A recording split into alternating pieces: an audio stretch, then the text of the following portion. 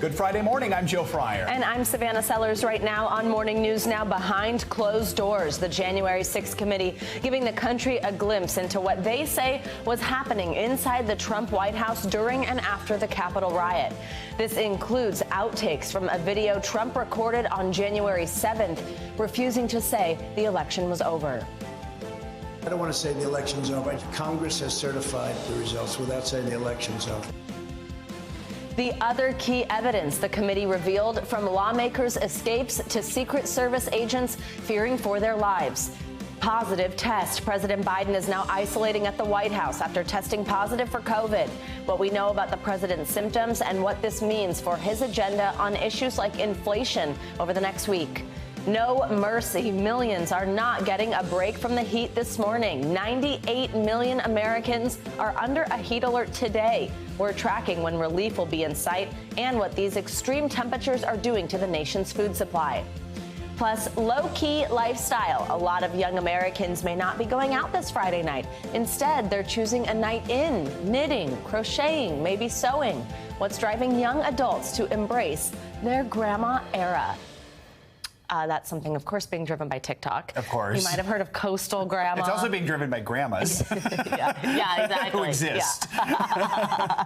It's a fun segment and an interesting conversation, really, as people kind of shift some little things. We'll get to that later. We begin, though, this morning, of course, with last night's primetime January 6th hearing. Yeah, the 8th hearing featured new witnesses and focused moment by moment on what the committee says former President Trump was doing and was not doing as his supporters attacked the Capitol. Representatives Adam Kinzinger and Elaine Luria led the hearing, presenting never-before-seen footage from that day and the day after. In one, we saw outtakes from a video the former president recorded where he refuses to say the election is over. We also heard from two former Trump staffers who described the scene inside the White House as the president watched the attack on TV and argued with staffers over whether to call off the mob. We have full coverage ahead this morning, but first we want to show you some of the major moments from this primetime hearing. After the Secret Service refused to take President Trump to the Capitol, he returned to the White House. What you see on the screen is a photo of him inside the Oval Office immediately after he returned from the rally, still wearing his overcoat. A White House employee informed the president as soon as he returned to the Oval about the riot at the Capitol. Let me repeat that. Within 15 minutes of leaving the stage, President Trump knew that the Capitol was besieged and under attack. At 1:25, President Trump went to the private dining room off the Oval Office. From 1:25 until 4 o'clock, the president stayed in his dining room. So if President Trump wasn't calling law enforcement or military leaders, what did President Trump spend his time doing that afternoon while he first settled into the dining room? He was calling senators to encourage them to delay or object to the certification. The members of the VP detail at this time were starting to fear for their own lives. There was a lot of yelling, a lot of very personal calls over the radio. So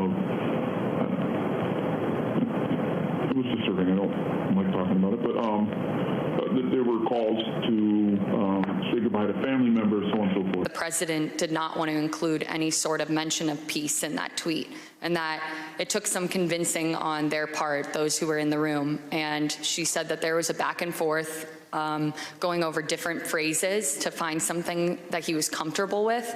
And it wasn't until Ivanka Trump suggested the phrase "stay peaceful" that he finally agreed to include it. I thought that January 6, 2021 was one of the darkest days in our nation's history, and President Trump was treating it as a celebratory occasion with that tweet. And so it just further cemented my decision to resign. Whatever your politics, whatever you think about the outcome of the election, we as Americans must all agree on this. Donald Trump's conduct on January 6th was a supreme violation of his oath of office and a complete dereliction of his duty to our nation. Let's bring in NBC News senior congressional reporter Scott Wong and former federal prosecutor and NBC News legal analyst Glenn Kirshner. Scott, I'm going to start with you. The panel laid out a minute-by-minute account of former President Trump's actions and lack of action during the insurrection. What were the big takeaways? Good morning. You know, I think we have to say one of the biggest takeaways was that Trump had so many opportunities during those 187 minutes that the attack was going on at the Capitol, that he easily, as the committee pointed out, could have walked over to the White House press briefing room and made remarks telling the rioters to stop attacking the Capitol, to go home. And that these rioters hung on his every word. They were literally inside the Capitol reading his tweets to one another, talking on radio transmissions about what the president was saying over Twitter. At one point, he said, you know, be nice to the Capitol Police. They're on our side. And they all shared that information with each other. And so at any moment, the president could have turned this all around, and yet he chose not to. We heard testimony from General Milley and so many others that the president never placed a phone call to the Pentagon during the attack, never placed a phone call to the Justice Department, to Homeland Security. Instead, he was calling his attorney, Rudy Giuliani, about delaying the electoral count. He was calling senators, Tommy Tuberville, you know, in the Capitol, saying, you know, how can we delay this process of counting the votes? And that was really one of the takeaways. Real quickly, just the sheer amount of evidence that we saw presented in this final of 8 hearings, from videos to depositions. You guys played. Let's, if we have this, can we play the clip of President Trump in the Rose Garden on January 7th? The outtakes of his speech, and this idea that he did not want to say anything negative about the rioters in that. In those outtakes, and that he did not want to say that the election was over. To those who broke the law, you will pay. You do not represent our movement. You do not represent our country. And if you broke the law, you can't say that. I'm not going to. I already said you will pay. But this election is now over. Congress has certified the results. I don't want to say the election's over. I just want to say Congress has certified the results without saying the election's over, okay? And so even in the wake of this horrific attack on the Capitol, he was still had his television producer hat on, producing these segments. They never made it out. They were never released to the public. We were seeing these for the first time.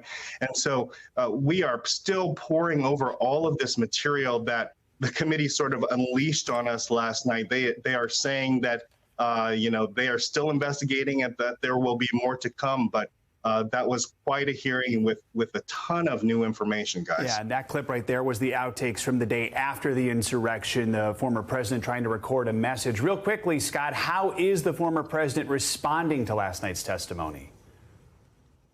Not well, as he has not responded well to previous hearings of the January 6th committee. He's lashing out at everyone on Truth Social, that's his social media site, including Liz Cheney, Nancy Pelosi, the select committee, which he calls the unselect committee. You know, the president is very frustrated by this entire process because he does not have any allies on the committee itself. If you remember, Kevin McCarthy yanked all of the Republican allies of President Trump off the committee after Nancy Pelosi blocked 2 of McCarthy's picks. We understand that President Trump had some role in that decision, or Trump World had some role in that decision. But now, in retrospect, it's looking like, you know, a really bad strategy, given that we are not hearing from any of Trump's allies during the course of these 8 committee hearings. Glenn, let's bring you in here. From a legal standpoint, what stuck out to you most from these primetime hearings last night? You know, Joe, it's the mountain of incriminating evidence that supports the conclusion that Donald Trump committed any number of crimes in his attempt to unlawfully retain the presidency. And as I watched last night's public hearings, I couldn't help but think about the Situation Room. People will probably know that is the room in the White House where the president and top executive branch officials will gather when there is an ongoing emergency, national emergency that needs to be monitored or addressed. People might remember the iconic photo of then President Obama, then Vice President Biden, and the top executive branch officials monitoring the raid that was designed to take out Osama bin Laden. And now we look at the picture that has been painted vividly of what Donald Trump did during our time of national crisis. He sat in a little presidential dining room watching the coverage of the Capitol attack on Fox TV and refused to call it off for more than 3 hours and refused to send law enforcement or military reinforcements to the Capitol to protect the lives of the people in the Capitol and to protect the peaceful transition of power. You know, Donald Trump during those 3+ hours was not the leader of the country. He was the leader of the coup. Scott, this hearing last night was the last one for now, but we know the investigation's ongoing. We'll have more hearings in September. Real quickly, where does the committee go from here? Well, they say they are continuing to interview individuals now in the month of July and August. They will now write their report. They are saying that they will release a preliminary report in September. I think that will be the bulk of the report, but they're leaving open, the option that they could learn new additional information. That final report should come sometime in the fall and will be very comprehensive. And they are saying, look, we can hold any number of hearings. Likely those hearings will be part of the release of the report. But at the same time, we could see another surprise hearing or two, like the one we saw in June with Cassidy Hutchinson and her bombshell testimony about President Trump, adamant about wanting to go to the Capitol to join his supporters who were preparing to riot at the Capitol. So, this is far from over. We are beginning to see a number of the court trials move forward in the case of Steve Bannon and others. And so there will be plenty to be watching for as we head into the fall. The committee certainly has surprised us before, as you point out there. Scott Wong, Glenn Kirshner, thank you both for kicking us off this hour. We appreciate it. Now, as the January 6th committee continues to investigate the attack on the Capitol, the Department of Homeland Security's Inspector General has launched a criminal investigation into those deleted text messages from the Secret Service. The Inspector General has asked the Secret Service to stop its own internal investigation into the matter while they investigate. Officials believe the messages could have more information about what occurred on January 6th. The House committee had this to say about this moving forward. Recent disclosures have also caused the committee to subpoena yet further information from the Secret Service, which we've begun to receive and will continue to assess. The committee is also aware that certain Secret Service witnesses have now retained new private counsel. We anticipate further testimony under oath and other new information in the coming weeks. NBC News Homeland Security correspondent Julia Ainsley joins us now for more on this. Julia, good morning. So much to unpack here. First, just tell us what we know about this investigation so far and where it stands right now. Well, we understand that it's a criminal investigation. We don't know exactly when it became criminal, but the Secret Service was informed by the Department of Homeland Security Inspector General on Wednesday night that they needed to freeze any actions they were taking internally to investigate the missing text messages because this investigation is now criminal. That, of course, is a little complicated for people at Secret Service because not only are they complying with the Inspector General, they're now complying with the National Archives and the January 6th committee, who are all looking into why these texts went missing. And so now we understand that they're kind of in a tough spot here, but that's where we are going forward. The Inspector General's office, they're really different across all agencies. I'll tell you a little bit about how DHS's work in that they do have a special investigations division that does have the authority to do criminal investigations, and then they would refer that to the U.S. Attorney's Office in D.C. Just because they're doing this investigation does not mean that there's evidence of wrongdoing. They're looking into that. And just because there could be evidence of wrongdoing and even a charge, that doesn't necessarily mean that the messages were deleted for a nefarious or intentional reason. It could just be simply that they violated the Federal Records Act. So let's put all of that in context. when we're talking about that it's criminal. But yes, we can now say, and we understand very well from our sources, that this investigation is now criminal. Is there a possibility then for prosecution here? Yeah, there definitely is. That would go to the U.S. Attorney's Office. They would review everything that the Inspector General had compiled, and they would make the decision on whether or not to prosecute, whether that is something that they would take against individuals or more largely. That remains to be seen. I'm completely hypothesizing because we're so far from that point. But yes, that's a possibility, and that's what makes us criminal. So let's talk through all these different investigations. I mean, the Secret Service had, as I mentioned, been sort of investigating itself. They've been asked to stand down on that. Now we have this criminal investigation. And then, of course, in the background is the January 6th committee's investigation just in general about the attack on the Capitol. How does that fit with this?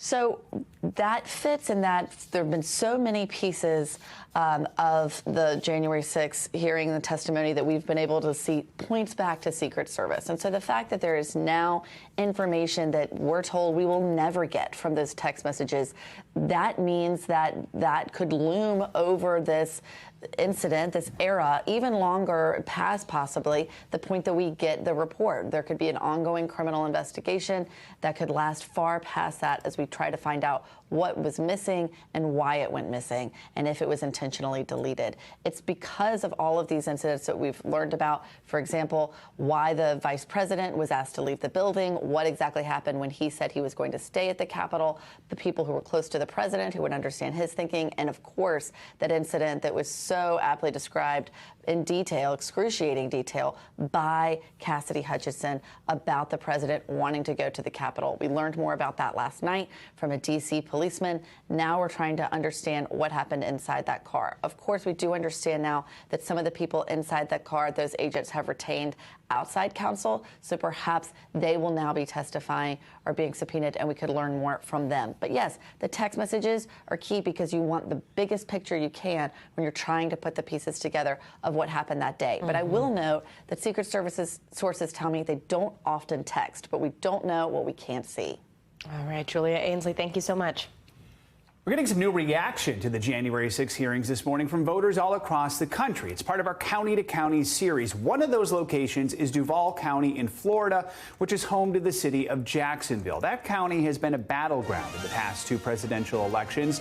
In 2016, Mr. Trump won by 1 percentage point before President Biden won by 4 points in 2020. And it is projected to be another closely watched county for the midterms this November. Joining us now from Jacksonville is NBC News correspondent Shaquille Brewster. So, Shaq, let's talk about what voters are saying after watching all these hearings. We know the hearings are raising all kinds of legal questions, but there's a political issue here, too. So are the hearings having any impact on voters you're speaking with, how they feel about the former president and who they are going to support in the midterms?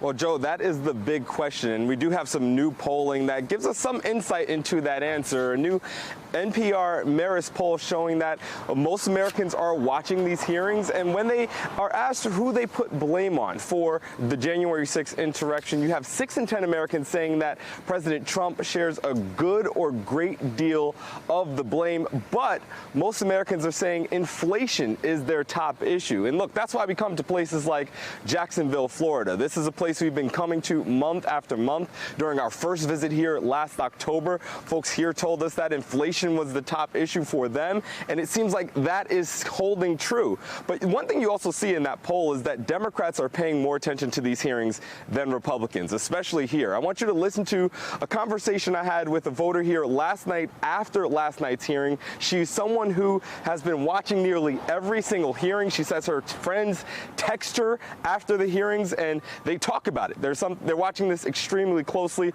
Listen to a little bit of what she said about the impact these hearings are having. I don't think it fundamentally changed the way that I felt about it. It was just further solidifying the way I felt about them. That the seriousness of the whole attack, the seriousness of just riling these people up. You see, based on what she told me, it has that impact of solidifying what she already believes. You know, one thing I asked her was what she wants to see come from these hearings, and she said she wants accountability. That's something that we also saw in the poll, where most Americans said that they do want President Trump to be charged with connection to January 6th, but only 25% of Americans, just over a quarter of Americans, saying that they believe he would be charged. That's how Democrats feel. When you talk to Republicans, it's a different story. Joe? Shaq, briefly here, how does the GOP down in Duval County feel about their chances in the midterm elections? I mean, is the evidence laid out in these hearings changing their approach at all? Look, they feel good about their chances, and it was going back to what we saw in that poll, that most Americans see inflation, see the rise in prices, those economic issues as their top voting issue. Talking to party leaders here, they say that this is something that gives them an in. This is a county that has gone back and forth, that Republicans have done well in the past, but in 2018 and 2020, Democrats did successful here. They won this county. Republicans believe they can continue that trend, or reverse that trend this cycle around because of those pocketbook issues. And talking with a Republican voter last night, he says that he was watching the hearings, he's been paying attention to it, but he feels that they're too scripted, that they don't give enough new information. And in his words, he says that it shows that the people on the panel were trying to blame Trump more than he deserved the blame for it. So you see those divides there, but this is going to come down to how folks in the middle feel.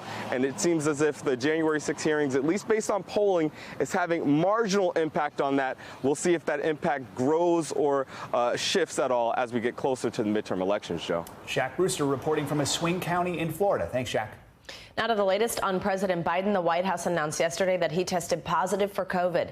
Officials say the president is double vaccinated and boosted and is now also receiving the antiviral treatment Paxlovid. The president posted this video later in the day after the White House made the announcement. Hey folks, guess you heard this morning I tested positive for COVID, but I've been double vaccinated, double boosted. Symptoms are mild, and I really appreciate your inquiries and your concerns. But I'm doing well. I'm getting a lot of work done. I'm going to continue to get it done, and in the meantime, thanks for your concern and keep the faith. It's going to be okay. Let's bring in NBC News correspondent Maura Barrett and NBC News medical contributor Dr. Uche Blackstock. Good morning to the both of you. Maura, I'll begin with you. Just tell us the latest on the president's condition and you know, also the significance of him posting that video kind of showing I'm okay. Good morning, Savannah. Today is day one, first full day of isolation for President Biden after testing positive yesterday. We haven't received any new updates about his health today, but the White House had said that he has a runny nose, dry cough, and didn't sleep well overnight yesterday. And so we do expect to hear an update from the White House on his health. As they said, they will be providing a statement regarding any updates each day going forward. And so right now the White House is focused on the fact that they say President Biden has mild symptoms, that he's getting that antiviral treatment, and they're positive about his recovery. They're also identifying, we know now that the First Lady and the Vice President, as well as the President's Chief of Staff, are all close contacts, but they have tested negative. And so we're waiting to hear more around what it looks like for the White House campus. But in terms of posting that video and the photo that the President posted on Twitter just hours before the video, is that they're sending the message, like you said, he's okay, he's continuing to work. They wanted to show, Karine Jean-Pierre said in the press briefing yesterday, they wanted to show him masked off to show that he's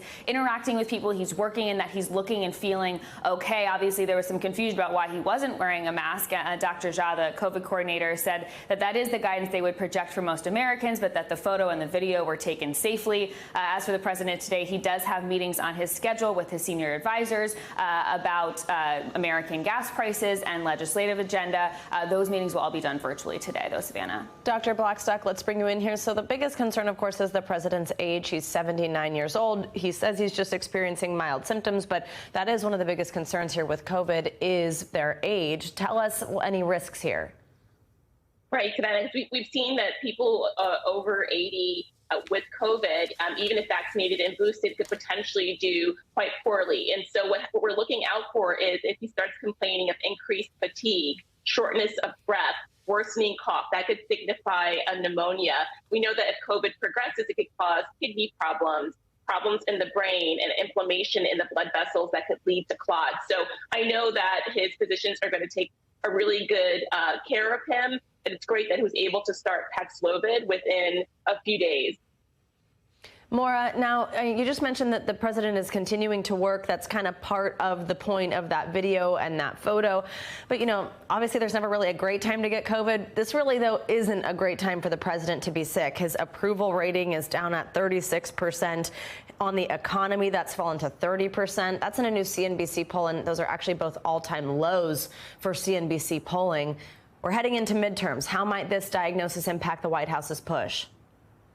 This is definitely not good timing for the White House, Savannah. One person close to the White House telling NBC that there's this idea that there's more of an annoyance than being worried about the president's condition right now because he's having these mild symptoms, but also because the White House has emphasized that this is crunch time. They were planning on getting the president on the road, especially after coming back from the foreign trip in the Middle East that had all that controversy. They're wanting the president to push his economic agenda and be on the road with other candidates leading up to the midterms to project strength through the Democratic Party. He was supposed to travel to Pennsylvania just yesterday at an event in Florida. Obviously, that's not happening.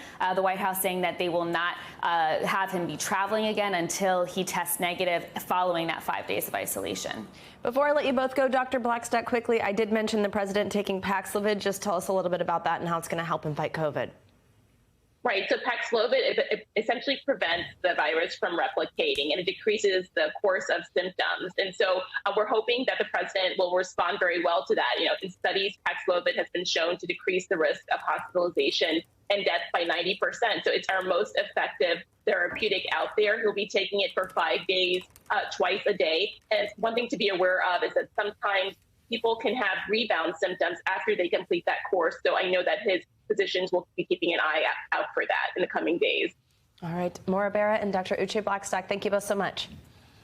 Coming up, the latest on the dangerous heat wave that's gripping a big part of the country. Plus, we'll take a look at how this weather could soon drive up your grocery bill even more. We've got that and Michelle's forecast next. Welcome back. Let's get to that heat wave many of you are feeling at home. This morning, 75 million Americans are waking up under a heat alert as those punishing temperatures smother the country. NBC News correspondent Jesse Kirsch is in Philadelphia, which is gearing up for potentially record-breaking heat this weekend. Good morning from Philadelphia, just one American city that is feeling the heat this morning. I'm standing at the top of the iconic Rocky Steps, where we would expect potentially to see more people on their morning run. One woman out here telling us that there should be more people out here normally, but obviously with these higher temperatures, it's understandable that more people might be staying away because it is already about 80 degrees out here before 7 a.m. And we're looking at intense heat across the country. More than 200 million people in the U.S. today expected to feel temperatures upwards of 90 degrees. And that's not just uncomfortable, it can be dangerous. Thanks to Jesse Kirsch for that report. This brutal heat that's been making headlines all week is not going away. It's going to be sticking around for days, and the ripple effects could soon start impacting your grocery bill. NBC News correspondent Dasha Burns explains. Record heat is causing dangerous conditions for millions of Americans. It's also scorching ranches and farms across the Great Plains, impacting cattle and crops that could translate to your wallet. A brutal heat wave baking much of the country. It is hot. 98 million Americans under heat alerts. The South setting new daily records. El Paso, Texas at 108. And Lawton, Oklahoma at a steamy 111. In Missouri, a major heat wave is roasting ranches and farms across the Great Plains, endangering livestock and crops. Humidity and high temps, that's the death sentence for cattle.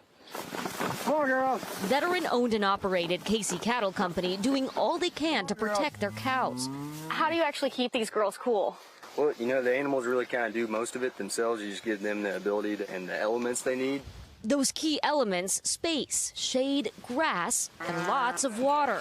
Steve Fry of Weston Red Barn Farm also worried about the cows and the cost. The real pressure right now is on feed, grass. Right now, a round bale is going for $35 to $45. And it's not just cattle. The extreme heat can disrupt this critical time for crops like the soybeans and pumpkins here. This plant will wither, the leaves will curl up. Entire ecosystems are impacted by extreme heat. This is our pumpkin crop. These bees have to visit this plant numerous times to produce a nice sized pumpkin. And the heat messes with that. The heat does mess with it. They don't want to fly in this hot weather because they're protecting the hive.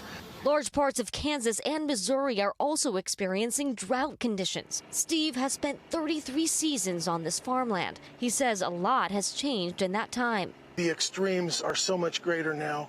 The highs and lows of whether it's volume of rain or temperature, it's so much greater. It's unpredictable, but it's really a joy when you bring your crop in. But it's a little more work than it used to be. It is a lot more work than it used to be, a lot more worry. Between inflation and the supply chain crisis, costs were already sky high for both farmers and shoppers. But now get ready for heatflation. Extreme temperatures are causing lower crop yields, which means less selection and higher prices. Many cattle ranchers are also selling off their cattle because they can't afford to care for them in this heat and with this drought, which also means higher prices for consumers this fall. Prices already high. Dasha Burns, thank you so much. Now let's check on the latest temperatures with your Morning News Now weather. Michelle Grossman is with us. Hey, Michelle, good morning. Hey guys, great to see you. Happy Friday. And we're going to see those temperatures soaring once again into the triple digits, into the 110s in the southwest, even into the 90s, feeling like 100 degrees in parts of the northeast. So taking a look at the latest alerts, we're looking at 75 million people impacted by an alert from the southwest into the middle of the country, the northeast, and also the Carolinas. So this heat wave does continue. We're going to see it continuing into early next week. The northeast will get a little bit of a break later next week, but we're looking at highs once again into the 90s for a lot of us. 210 million Americans can expect a daytime high above 90 degrees, and we're looking at 32 million people could expect highs above 100 degrees. So we're going to see temperatures soaring into the upper 90s in Kansas City. You factor in that humidity, that's a big piece. It's going to feel like 102, feeling like 106 today in Little Rock, feeling like 103 in Jackson. And notice the northeast and mid-Atlantic. We're going to see temperatures into the mid-90s, but you factor in that humidity, it will feel like 100 degrees in Raleigh. It's going to feel like 102 in Augusta. That will continue into the weekend and, in fact, only get worse in the northeast. It looks like Sunday will be the peak of the heat, so Sunday is going to feel the worst. But Philadelphia on Saturday feeling like close to 100 degrees. We're going to feel like 106 in Little Rock, and the heat index in Chicago on Saturday is 99. As we head towards Sunday into early next week, looking better in parts of the Midwest, but that's because a system's going to come through with storms. I'll show you that in just a minute, but we're looking at temperatures in the 80s. Still really warm through Dallas, 102 on Sunday, 103 on Monday, 103 once again on Tuesday. And notice parts of the Mid-Atlantic, D.C., you're going to be near 100 degrees as we head towards Sunday, Monday 95, and then there's that little bit of a break. Still hot, though. Temperatures in the upper 80s. It's hot and dry in parts of the northern Central Rockies. That's going to spur some critical risk dangers, fire dangers today. So gusty winds, low humidity, that high heat. Where you see the red, that's where we're looking at the critical risk in Idaho Falls. So we're going to watch that very closely. We're going to watch this too very closely. We have the heat, we have the humidity, the fuel for storms, and then we have a cold front that's going to move through the Midwest. That's going to bring some storms with heavy rain in parts of the southeast, also in parts of the Great Lakes and the plains. But it's really tomorrow that we're watching a violent situation in the Midwest where we're looking at the chance for some violent storms. And there we could see some damaging winds, a chance of some hail, and even a tornado or two. So we're going to watch that very closely for you guys. Back to you. Right. Still hot. The words Michelle Grossman has uttered most this week. Still hot. Yes. Thanks, Michelle. Thanks, Michelle. Turning now to some international headlines where leaders are expected to sign off on a critical deal for global food security between Ukraine, Russia, and Turkey. Matt Bradley's with us from London with that and more. Hey, Matt. Hey, good morning, Joe and Savannah. As you just mentioned, some potentially good news finally out of Ukraine this morning. Turkey's government has said that a deal may have been reached to allow grain to finally leave Ukraine's Black Sea ports, most of which have been blockaded by the Russians since they invaded in late February. So the deal is signed today in Istanbul. And guys, that's a big if. It could liberate some 20 million tons of grain that's been stuck for months in Ukrainian ports and raised fears of a global food shortage. And then in Brazil, police said that 18 people were killed in a deadly raid in a favela, or an impoverished neighborhood in Rio de Janeiro. The 12-hour operation saw 400 heavily armed officers in some 10 armored vehicles in 4 helicopters descending on this neighborhood in order to arrest members of a powerful gang that was operating in the area. Now, such deadly raids are frequent in Brazilian favelas, but this one sparked outrage from residents and human rights groups. Now, cheetahs are back in India's forest for the first time in more than 70 years. And this, according to wildlife officials. 8 cats from Namibia, a country in southern Africa, will be introduced to the Kuno Palpur National Park in the state of Madhya Pradesh. Now, cheetahs are the world's fastest land animals, but they've struggled to outrun humans. They were actually declared extinct from India way back in 1952 because of loss of habitat and poaching. Guys? Good news to see that they're returning there. All right, Matt, Definitely. thank you so much. Thanks, Matt. Coming up, this week's extreme heat reminds us of the growing concerns over climate change. There's been a lot of promises from lawmakers on protecting our planet, but has there been progress? We're going to take a closer look next. Welcome back. This week's heat waves have made action on climate change feel urgent. So in this week's Climate Control, we take a closer look at the Biden administration's plan to address the crisis and what's been accomplished so far. Also, how one animal that once went nearly extinct is now being hailed as a climate change hero. NBC News meteorologist Bill Cairns has all the details. On this week's Climate Control, we start with pledges, promises, and the lack of support for them. Of course, I'm talking about the failure of the White House and Congress to pass any new and meaningful climate legislation. 2 years ago, the Biden campaign promised the following. 1, ensure U.S. achieves 100% clean energy by 2050. Well, as of today, renewables provide only 22% of the energy used in the U.S. How about number 2, build a stronger, more resilient nation? Well, so far, no significant funding for Congress for that. Number 3, let's rally the world to confront climate change. Well, world leaders have met, but currently none, 0 of the 193 nations who signed the Paris Climate Agreement are on schedule to meet their emission goals. Well, federal investment, how about of $1.7 trillion over the next 10 years? That's what the White House promised. Well, just the other day, they said $2.3 billion in infrastructure funding was approved this week. A lot different between $1 trillion and $1 billion. President Biden did once again say we're in a climate emergency, but he has not legally declared it a national climate emergency, which would give him increased executive options. A recurring theme by the White House to promote the benefits of climate change investment is the promise of green energy jobs, which brings us to a new climate opportunity map. This is from the Climate Solutions Lab at Brown University. Yes, enter the zip code of the city or area you're interested in. For this example, we entered Richmond, Virginia. The results say with a bold investment in clean energy, 9,000 new jobs would be created building and operating renewable energy infrastructure over the next few decades. You can do the same with any location in the U.S. to find out what climate jobs will be best suited for your area. Our final stop on Climate Control introduces us to the animal kingdom's climate champion, the American and European bison.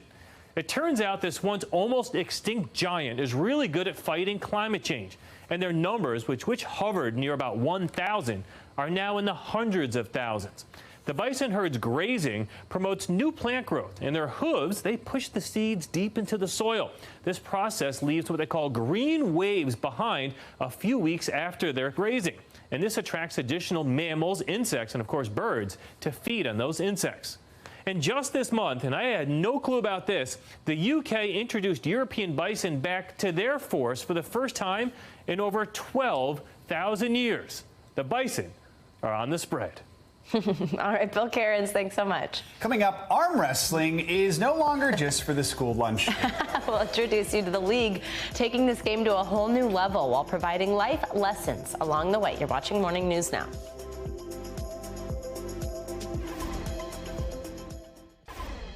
Your experience with arm wrestling might be limited to middle school lunch tables, but for some, it's serious competition. And for one arm wrestling league in Long Island, it's also all about building community. New York's Long Island is going out on a limb. Right arms and left arms, all part of the Urban Arm Wrestling League. It was created in 2019 by Jaron Nixon. Jaron, what was it that drew you to arm wrestling in the first place? What is it you love about it? To be honest, what drew me to it, and I'm probably going to sound a little cheesy, but there was a Sylvester Stallone movie called Over the Top way back in the 80s that's like a pop culture phenomenon. It's a cult classic.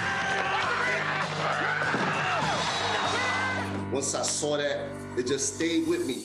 The Urban Arm Wrestling League puts on training sessions and high-energy competitions. The arm wrestlers are actually called pullers, and the league has been pulling in all kinds of contenders, men and women, pros and newcomers, including rookies like Leslie Jean-Pierre. She's a military vet and a mom who started pulling just over a year ago. What is it about the actual sport when you're there at the table looking at another person that you love? That you want to win. There's no judging. Nobody's telling you that, oh, I think, in my opinion, the expert who knows the sport gives me a 10, or the other one gives me a 7. I won or I lost. Here are some of the rules to wrestle by. You have to keep your competing elbow on an elbow pad, keep your non-competing hand on a peg that's on the table, and at least one foot must be in contact with the floor at all times. You can see Leslie keeps her other leg wrapped around the table. What's the hardest part about it? The hardest part is losing? No, the hardest part is getting up there. We don't have a ton of women, so you are limited to who you're pulling, but knowing you're gonna go up there and you have a really good shot of losing, it takes a lot of courage. Leslie, let's imagine here, virtually, you and I going head to head in arm wrestling here. What's the first tip you're giving me? Be ready to lose. Despite that competitive spirit, the league is all about welcoming people with open arms. I think it's really empowering the community. It's also empowering Jaren, who is grappling with some other issues. It gave me focus and direction. It kind of saved my life. Back in 2019, I say 2020, I was living in and out of my car, so I had a lot of personal things I was going through. By putting his energy into developing and promoting the league, he wrestled his way out of the darkness. It kind of helped me with my insecurities, my anxiety, my depression. You know, I ended up going to therapy for over a year, but I'm here now and, you know, feeling real good about my situation personally, professionally. And he's getting help from Leslie, who's now a vice president for the company. She recently put on a demo for girls in the community in hopes that mentoring will help strong girls become strong women, physically and mentally. And by the end, they didn't want to leave. I think they were trying to fight over who took my table home. And here's the kicker, Jaren does not arm wrestle. The fact that you yourself don't arm wrestle but love it so much, that might be a head scratcher for a lot of folks. It probably is, but I think once they see how passionate I am about evolving the sport, elevating the sport, and the work we do in the community, I think that kind of will give it more credibility. Because for Jaren, success is the ultimate flex. And to help you understand just how much pullers push each other, help each other, Leslie says after someone beats you, then they will immediately give you tips on what you need to do better. And then when you're competing again, that person will probably be cheering you on as it goes along. So now notice I didn't go to the shoot. I think they were afraid that I would beat everyone. In arm wrestling. That's what it was about. Do you want to do thumb wrestling? We can start a thumb wrestling. Oh, you don't think I'm up for arm wrestling? I don't think I am. 1,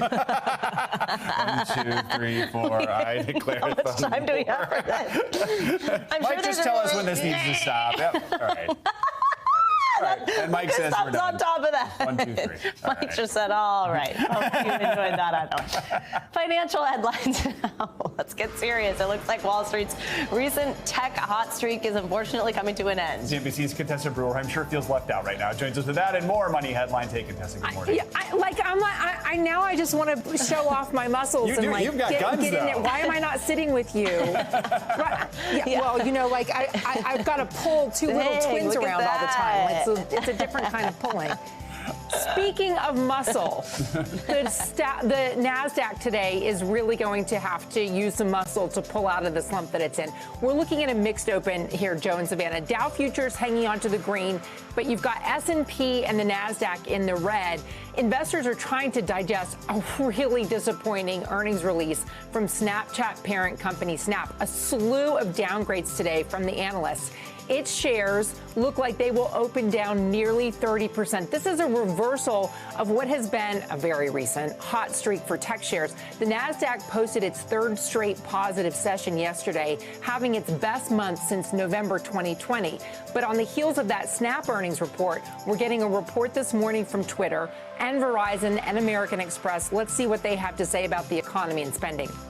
Part of the reason why we're seeing Snap's stock plummet, easy for me to say, it plans to slow hiring as it's reckoning with weakening revenue growth. So the social media company said slowing demand for its online ad platform led to disappointing earnings for the second quarter. It's not the users, right? There's lots of users. It's how much money is coming in to pay for those ads. Snap said a challenging economy and increased competition from companies like TikTok have led marketers to pull back on their spending. Snap shares just plummeted yesterday, and that brought down shares of other social media stocks. Twitter, Meta, Interest, Alphabet. We'll be looking for Twitter to see whether this can reverse trend or not.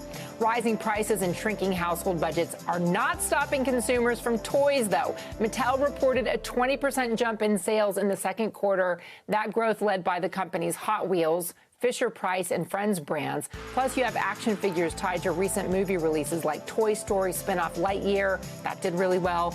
The results come after Mattel said it's teaming up with Elon Musk's SpaceX to develop toys inspired by the company. Joe, you missed the conversation Savannah and I were having yesterday where we were talking about, hey, is Elon Musk doll, like maybe a Ken and Barbie version of Elon Musk? I can't believe you're bringing this up again, Contessa.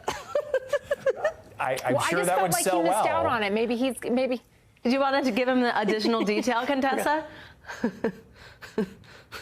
Well, we were talking about the meme that's going around with Elon Musk shirtless. Oh. And to me, in my mind, I thought, compare it with the Ryan Gosling picture. All right. Contessa's looking for it. All right, Contessa, thank you. Always fun. Coming up, no Friday night plans, no problem. You're not alone. Yeah, more young people are actually choosing to stay in and bake and sew while they're bringing out their inner grandma next.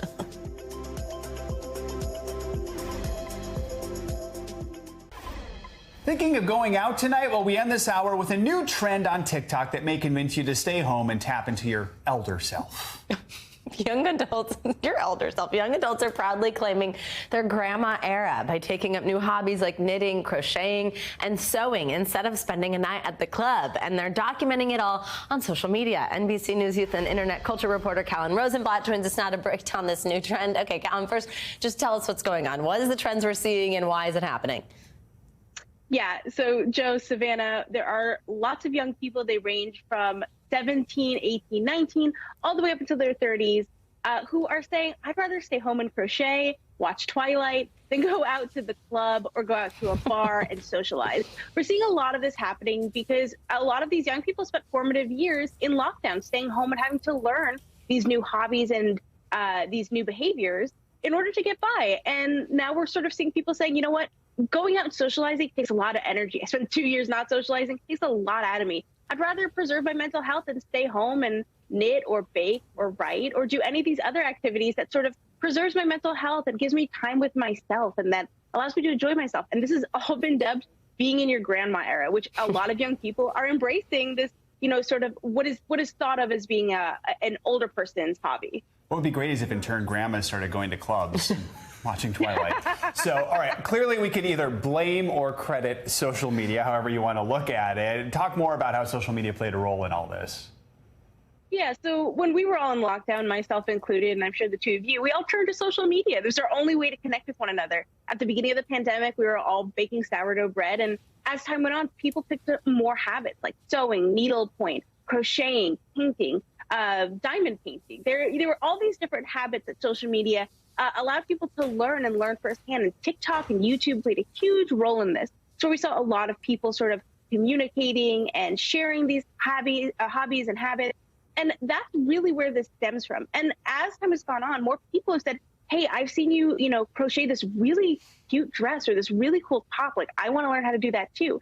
And so these hobbies have been passed along via social media. Now, some people have said, staying home too much or social avoidance is not what we want out of this. We want people to socialize still, but it's still great to have these hobbies that sort of benefit your mental health and help you sort of, respect your individuality and appreciate time to yourself. Callan, we're also dressing like grandmas, right? Coastal grandma? Yes, absolutely. Coastal grandma sort of predates the grandma era as well. But, linens and caftans are huge. And as you mentioned, Savannah, coastal grandma has been a thing for a minute. Again, it's like appreciating these aesthetics that are typically associated with older folks and saying like, I want to be comfortable now. I don't want to wait till I'm a grandma and I can wear all these linens and caftans and big flowy shirts. I want to be comfortable now. And so young people are really embracing this look. They've been embracing it pre-pandemic. They're embracing it now post-pandemic. And I love it. I love being comfortable too. I demand comfort and crochet. Who knew there was so much grandma envy out there? My goodness. All right. Exactly. All right. Callan, always fun when you're here. Thank you. Thank you. That does it for this hour of Morning News Now. But the news continues right now.